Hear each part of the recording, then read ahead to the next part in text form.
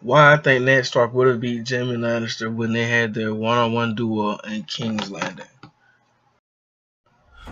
First, we're going to give a little backstory on Ned's fighting abilities, training, and skill.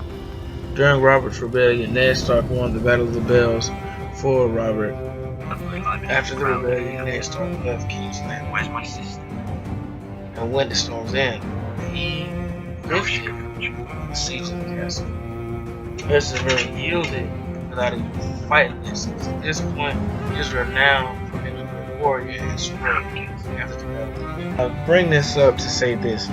Jamie Lanister was trained by Sir Arthur Dayne, and he would never draw a sword against not just his teacher, but you can call it respect, you can call it fear, you can call it whatever you like, but he would not have dared draw a sword against Arthur for any reason, like no reason at all, simply because he knew of his skill as the greatest swordsman. Now Ned Stark obviously had heard of this guy, but again, confidence and no fear of any man, as the way he was obviously trained in the Vale, and that's why when he met Arthur Dayne, there was no fear.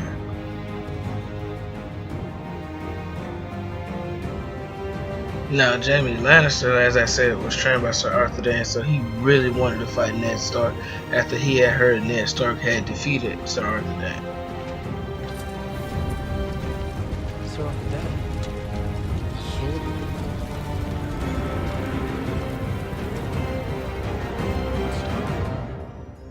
I looked for you on the Trident. And we weren't there. Your friend, the usurper, would lie beneath the ground if we had been. Where's my sister? I wish you good fortune in the wars to come.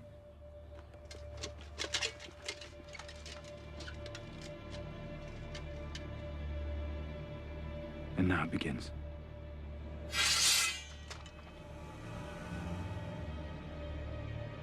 No. Now it ends.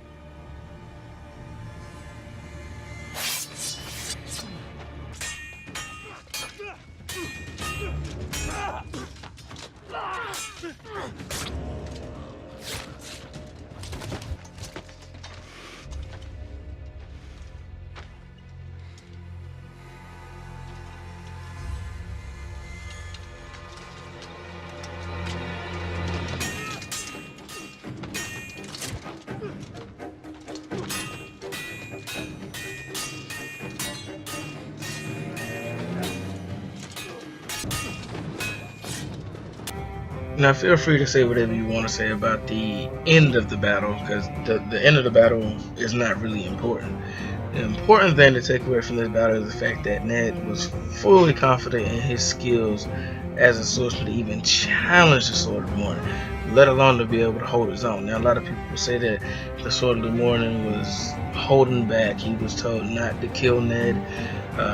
I guess scare him off or hurt him a little bit, but don't kill him. I don't buy that. I kind of feel like after Ned killed Hightower, that then it was just kill or be killed, because Ned was 100% serious and was going to kill Arthur in this battle. That was his plan when he came here. So to argue the fact, and it's the same thing how people were saying that Jamie was playing with Ned when they had their fight back in King's Landing. No, in the world of Game of Thrones, this is how I look at it. When two people draw swords on each other, it's either you kill them or they're gonna kill you. I think that's how it works. I don't think nobody draws swords to just test someone's skills and then just stop mid-battle and just like, oh, I was kidding. So I showed you that to show you that Ned is obviously an above average swordsman. I'm not saying he's on the same level as Arthur Dayne, by no means. But the simple fact, and I'm not saying just because he stood up to Arthur Dayne mean, oh, because he has balls. No, what I'm saying is his training in the Vale obviously put him on a higher level than most swordsmen at his age. So when he met Jamie, again, remember, Jamie thought that he killed Arthur Dayne, so no matter how the outcome was going to be, he was going to challenge Ned regardless. I think that an opportunity just presented itself with Tyrion, and Jamie was like, okay, here's my opportunity to fight the man that beat my master. So I think that's how that came about. Now we've come to the main attraction. This is the actual fight between Ned Stark and Jamie Lannister in King's Landing.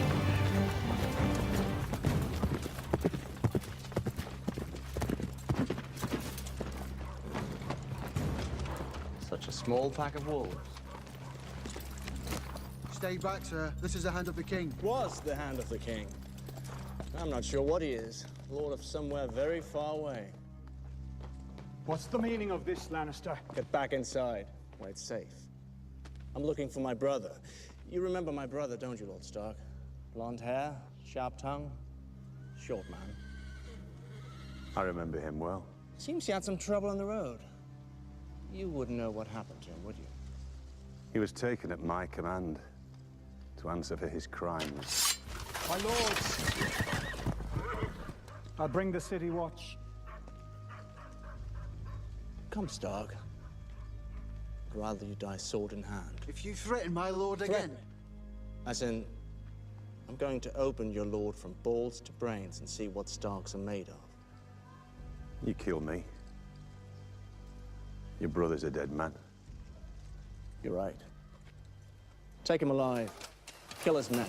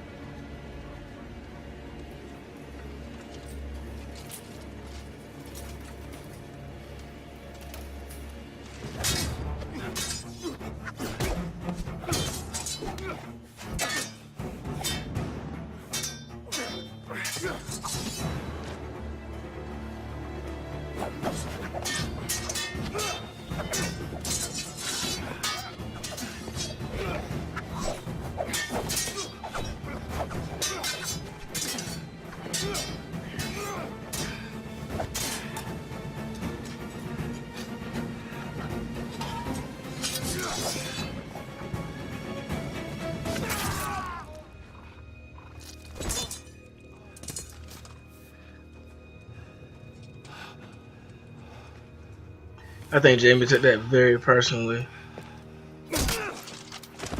Felt like the victory was stolen from him. This is the point in the fight where Ned becomes 100% serious. The way Ned cares for his people and Winterfell. Once this happened, it was a wrap.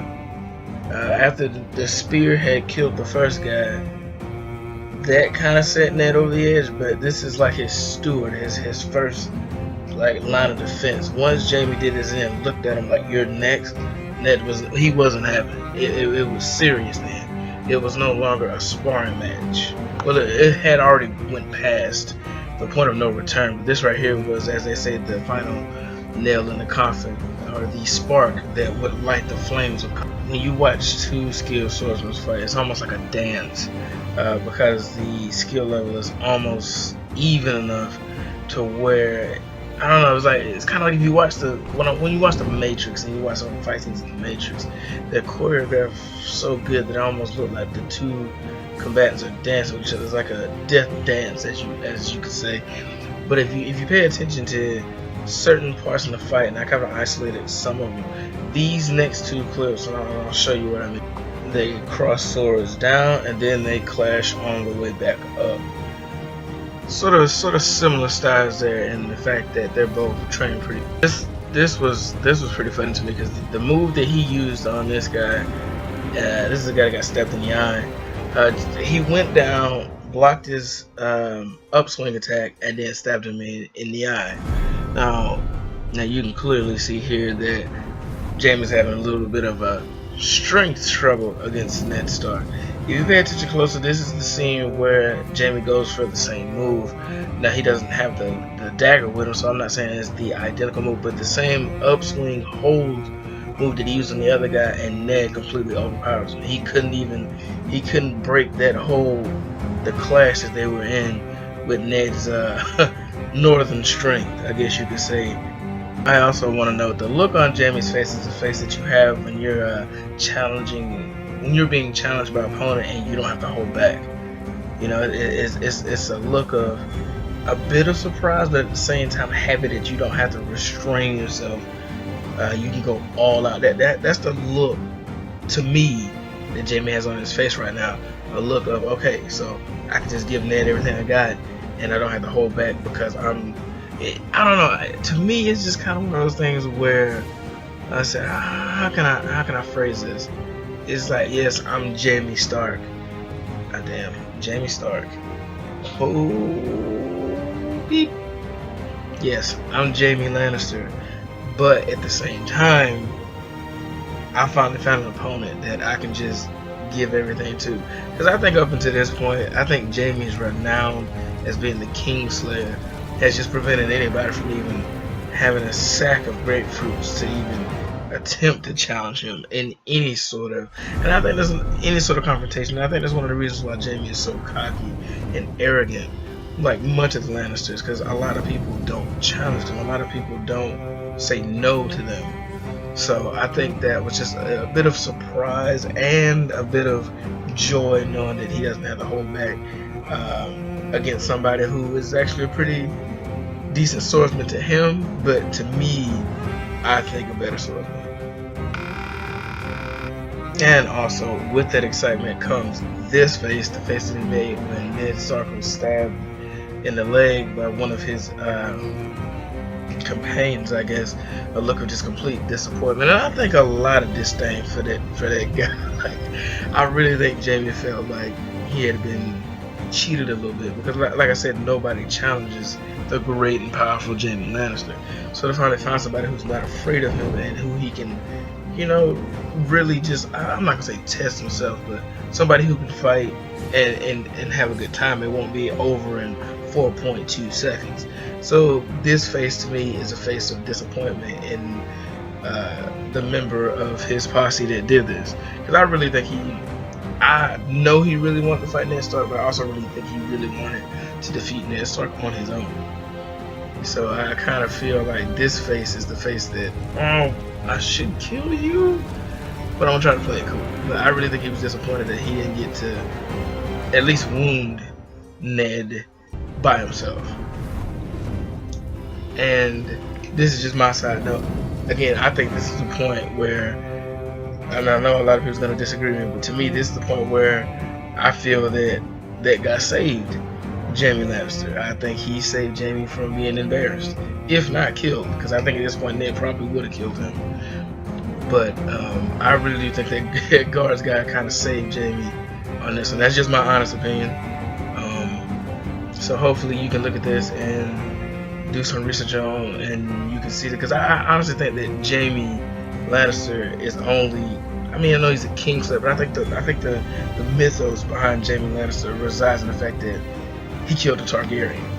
He killed the king, King Targaryen, the conquerors of Westeros. Now, it's just one of those things that's odd to me, because he didn't kill the Mad King in single combat. He didn't challenge him to a fight and beat him. He stabbed him in the back.